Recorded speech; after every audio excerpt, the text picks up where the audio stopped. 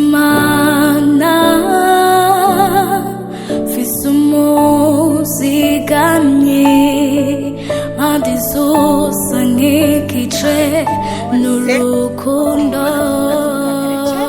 cyane mu gatondo ka kare ku munsi w'Imana itariki 21 le 22 décembre ni igitondo cy'umunezero ku muryango wacu kwishengero no mwijuru no mwisi abamarayika bako bavuza impundu aho umwana wacu Diera aza kubatizwa ijambo ry'Imana havuga ngo toze indero nziza umwana wawe azorinda isaziramwo. Rero twe nk'abavyeyi nk'uwundi muvyeyi wese akunda ikibondo ciwe aramwipfuza kuba mu nzira nziza. Nizi yuko ata muvyeyi mu badukurikirana yoba agaburira umwana we ibijumbo n'ibiharage gusa, umuceri n'ifiriti n'inyama n'iki kaca avuga ngo arahejeje, ariko utegerezwa gutoza umwana wawe indero nziza yo kugendera mu Mana, yo kubaha Imana, kumenya inzira y'agakiza.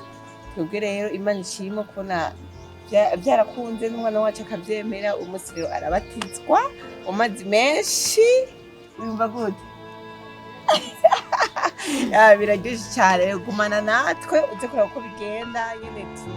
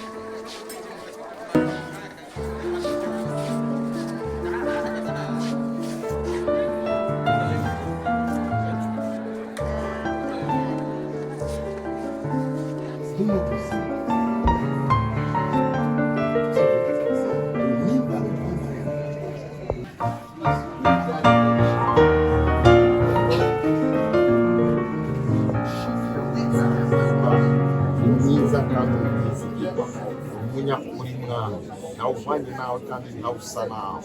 Tugiye guhamba abana b'ibiyando bene data, reka mwami kamere k'umubiri gahamba afise ibibazo indwara by'abakurikiranye imizimu n'amajini byose bihambwe bipfire muri ano mazi, bazuke n'ubugingo bushasha, bazuke n'inkomezi zishasha, bakubone nk'Imana. Reka Mana ushingire impemu yabo zabo n'ishaha yabo ib'imishaha mishasha, yuzuye ubuntu bwawe, yuzuye inkomezi zawe, mu izina rya Yesu, amen. Amen. Naanza wakasifu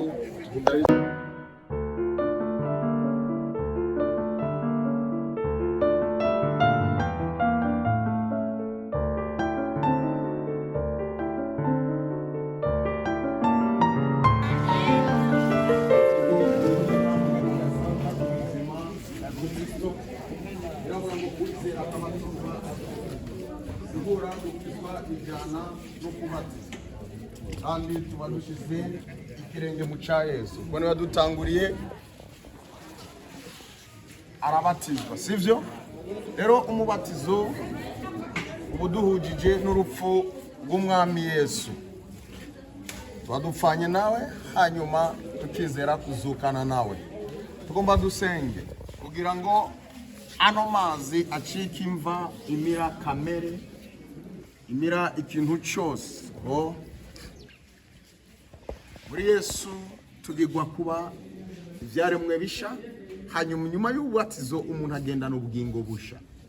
Kenshi baratubwira yuko umuntu apfuye niyo hagira ubugingo busha, ariko ubugingo busha umuntu abugira iyo yakiriye umwami agatera intambwe yo kubatizwa.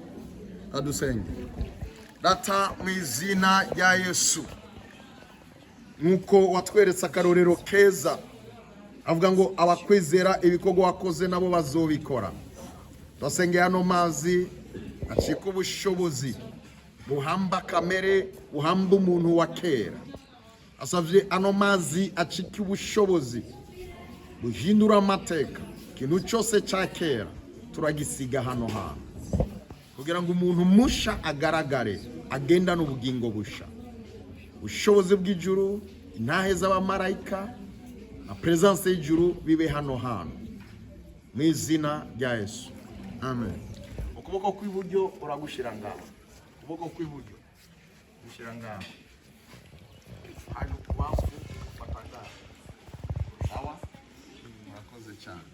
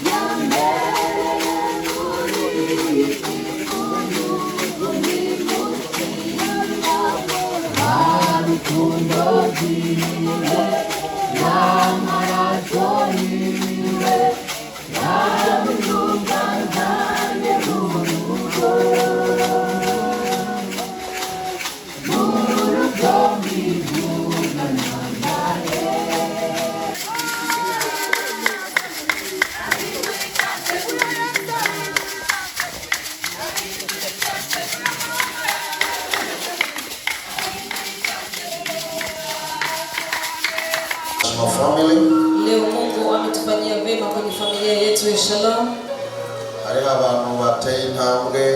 Kuna watu wamepiga hatua ya kubatizwa. Wamepiga hatua nzuri sana kwa maisha ya wokovu. Ni waombe wasimame wafike hapa mbele. Leo ni siku yao. Mnaweza mkatembea kwa bidii.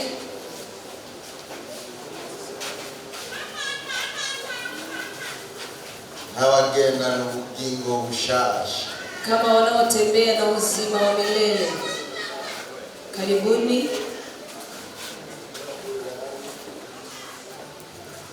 Powerful. Shora kwa kumbera mashi.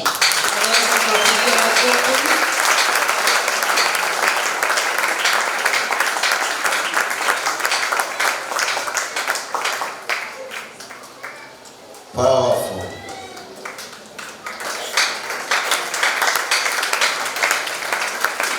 Ihanga rinini cyane. Ni taifa kubwa.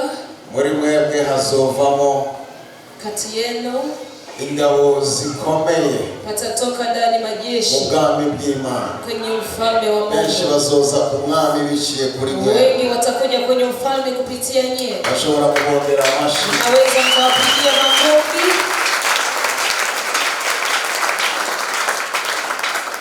N'aba rero ni hawa sasa. Birivuga ngo uwizera akabatizwa azokizwa. Biblia inasema anayeamini na kubatizwa ataokoka. Sigura intambwe ya mbere no kwizera. Ina maana hatua ya kwanza ni kuamini. Ya kabiri ni kubatizwa ushingira intahe. Ya pili ni kubatizwa kushuhudia. Gashingira intahe uko kwizera kwao. Unashuhudia hiyo imani yako. Rero bateye intambwe yo gushinga intahe ukwizera kwao. Sasa wamepiga hatua ya kushuhudia imani yao. Kwa Biblia tubwira yuko biciye umubatizo. Kwa Biblia inasema kupitia kubatizo twafanye n'umwami, tumekufa na mfalme tuzokana nawe na tukafufuka naye. Bahambye umuntu wa kera, leo wamemzika mtu wa zamani hagaragara umuntu mushasha, ili padhihirike mtu mpya n'ubugingo bushasha anayetembea na uzima mpya.